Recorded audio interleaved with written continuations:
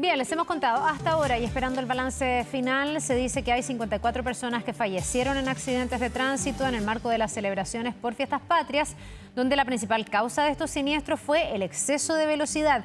Según informó Carabineros, la cifra representa un aumento de un 64% de personas fallecidas respecto del 2019, un año que tuvo una cantidad de días similares al de este año. Vamos a conversar más al respecto. Estamos para esto en contacto con Franco Basso, académico de Ingeniería Industrial de la Pontificia Universidad Católica de Valparaíso. Muchísimas gracias, Franco, por estar con nosotros y bienvenido. Buenos días. Hola, ¿qué tal? Buenos días. Gracias por la invitación. A ver, me cuesta saber cómo hay que ponderar todo esto, porque estamos comparando cifras con el 2019 y claro, se dice que hay un 64% más, que ya alerta mucho y llama la atención. Pero además yo me pregunto cuánto evolucionaron las leyes, las campañas disuasivas en este tiempo y por qué entonces estamos hablando de un aumento en vez de una disminución. ¿Cómo ponderas tú esta cifra preliminar de 54 fallecidos? Sí, bueno, lo primero que hay que tener en consideración y que yo creo que es claro, no solamente para las personas de oposición, sino también para las personas en general, es que las estrategias del actual gobierno y también, por cierto, de los gobiernos anteriores, ha fracasado rotundamente en términos de seguridad vial. No solamente en situaciones especiales como en este 18, sino en general con la cantidad de accidentes que no han logrado disminuirse y la cantidad de muertos que no han logrado disminuirse en el año. Tenemos aproximadamente 1.600 muertos que mueren en siniestros viales, de los cuales una parte importante, como podemos ver en la cifra que acabas de decir, Carla, ocurre en situaciones festivas, como en este caso con 54 muertos que van confirmados hasta la fecha.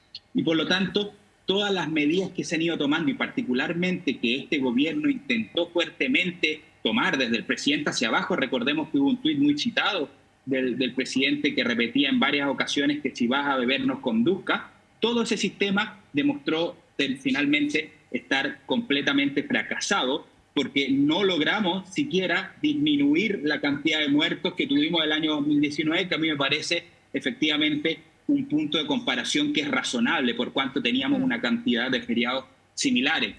Luego venían todos los efectos asociados a la pandemia y por lo tanto es algo que parece, digamos, más o menos razonable. Aquí, lamentablemente, este gobierno no ha logrado avanzar siquiera, sino finalmente permitió retroceder en términos de la cantidad de muertes y por lo tanto tenemos mucho que hacer para adelante, mucho que innovar en nuevas medidas y no seguir pensando que porque el presidente o porque alguien dice no maneje si va a tomar o se hacen estas típicas campañas previas al 18 van a tener efecto. Eso ha demostrado que no tiene efecto alguno y por lo tanto tenemos que avanzar hacia nuevas soluciones. Ya, ¿y qué demuestra que sí tiene efecto? Porque aquí, Franco, hay una combinación de factores. Hay un factor individual también, de gente que insiste, por ejemplo, en el tema del alcohol, en beber y después manejar. Yo no sé si ahí el Estado se puede meter en la casa de cada una de las personas. Me imagino que a lo mejor con más fiscalización podría haber ahí un avance, pero ¿qué es lo que sí ha dado resultado o de qué manera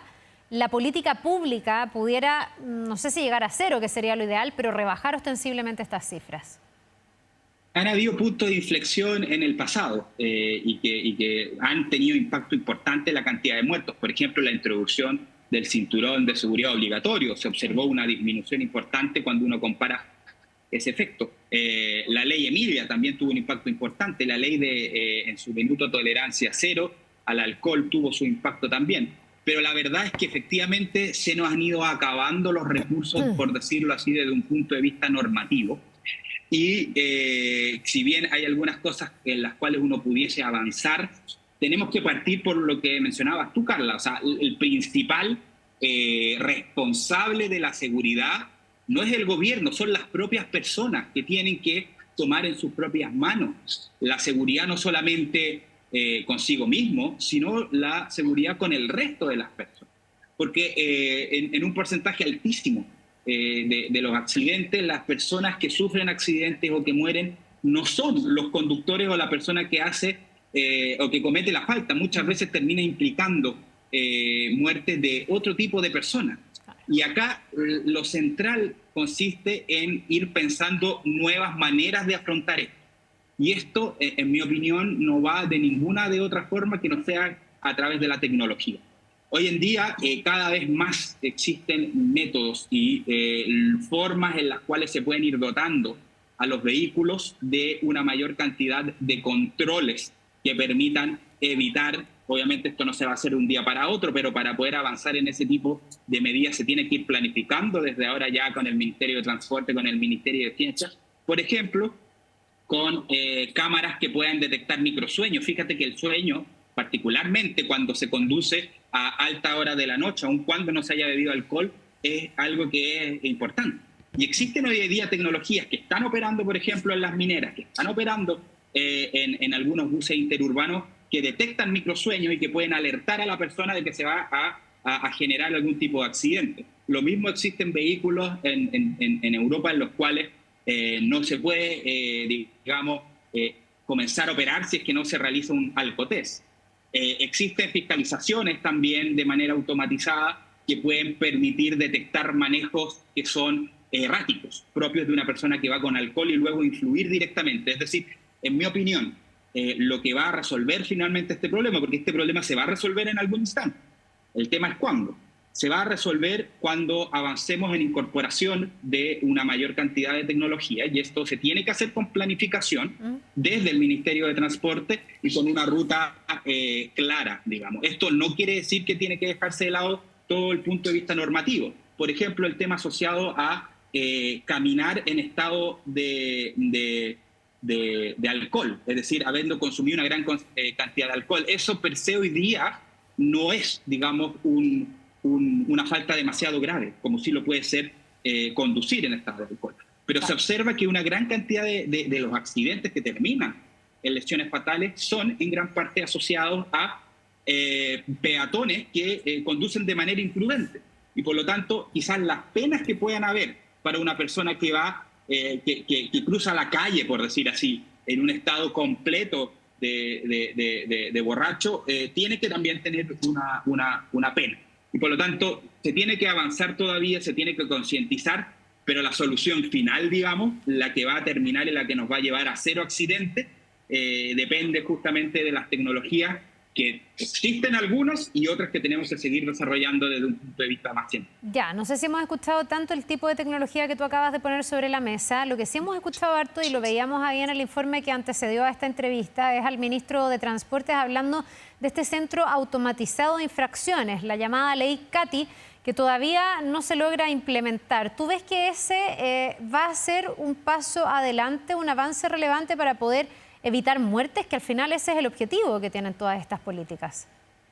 Sí, yo creo que la ley CATI va a ser probablemente un cambio importante, quizás similar al de la ley Emilia o lo que pudo haber tenido otras políticas, porque efectivamente el exceso de velocidad, si bien no siempre está relacionado con la cantidad de accidentes, está muy relacionado con el efecto adverso que tienen en términos de la severidad de los accidentes.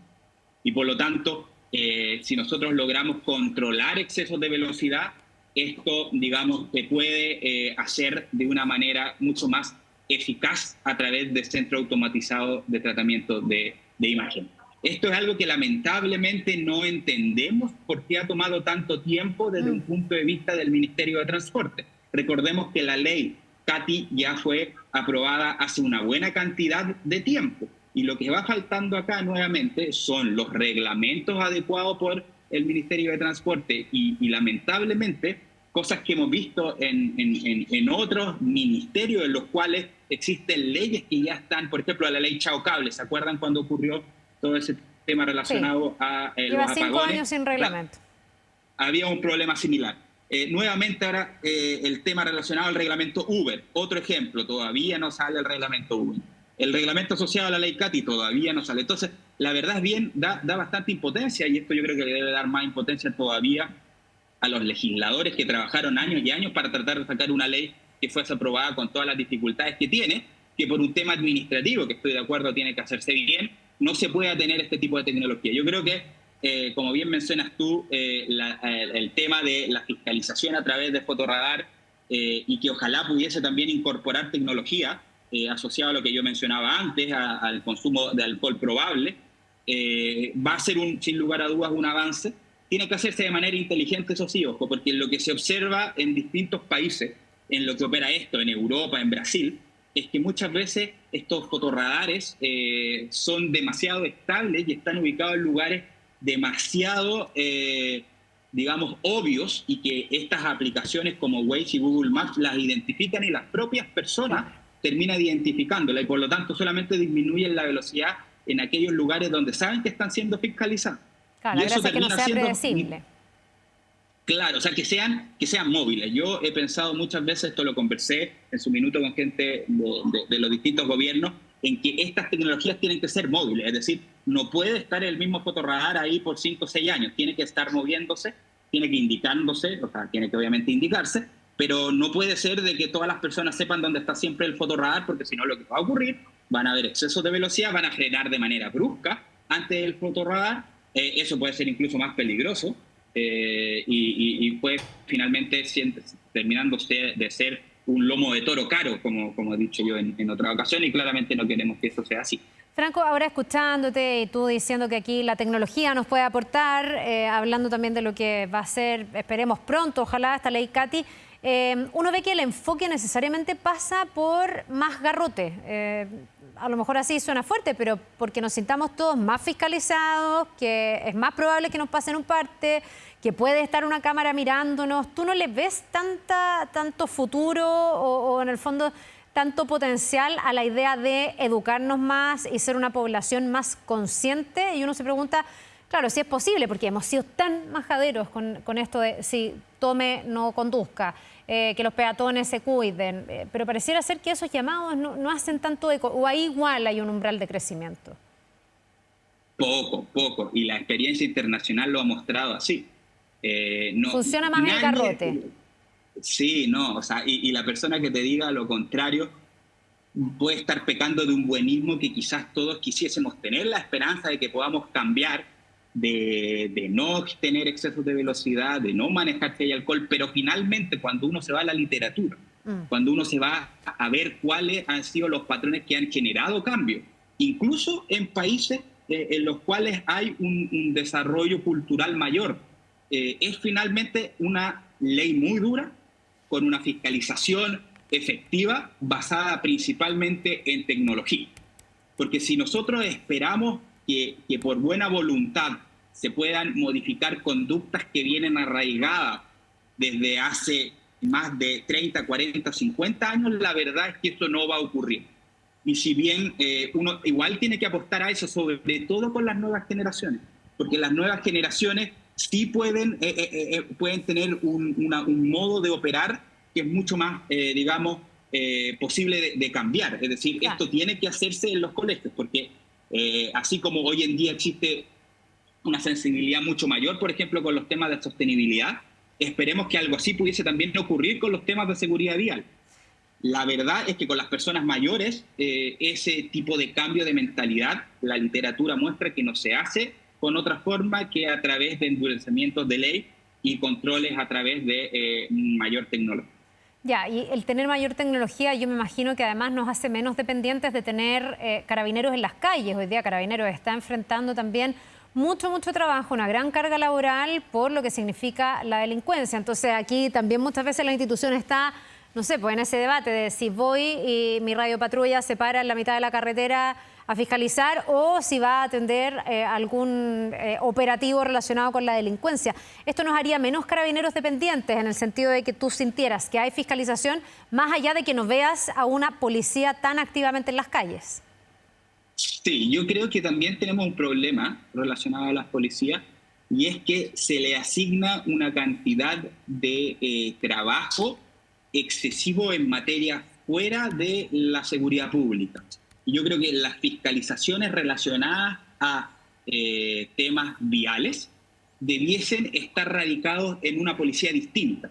Por ejemplo, aquí en Italia, donde estoy yo ahora, existe lo que se llama la policía stradale, que es la policía encargada, o si quieres, la rama que opera de manera distinta a la policía que se encarga de la seguridad pública, de, por decirlo así, fiscalizar las leyes de tránsito. Ya. Obviamente el entrenamiento que tiene que tener una persona que se dedica a sacar partes, digámoslo así, es muy distinto al entrenamiento que tiene que tener una persona que tiene que, por ejemplo, ser capaz de detener a una persona, de disparar, y por lo tanto nosotros debiéramos ir avanzando a una especialización de la policía para, por una parte, poder tener un mayor control de lo que ocurre en nuestras vías y por otra parte, no desviar recursos a, digamos, a lo que corresponde a la seguridad pública. Yo creo que esa diferenciación, digamos, en conjunto con la tecnología podría ser también que sea bastante atractivo captar a gente que pueda querer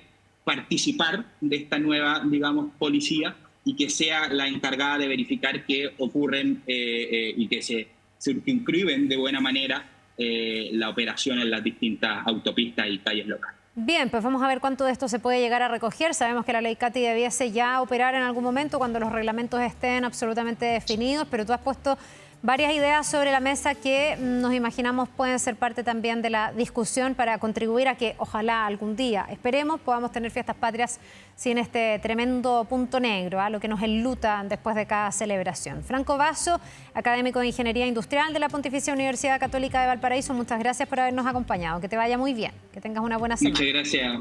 Hasta luego. Nos vemos.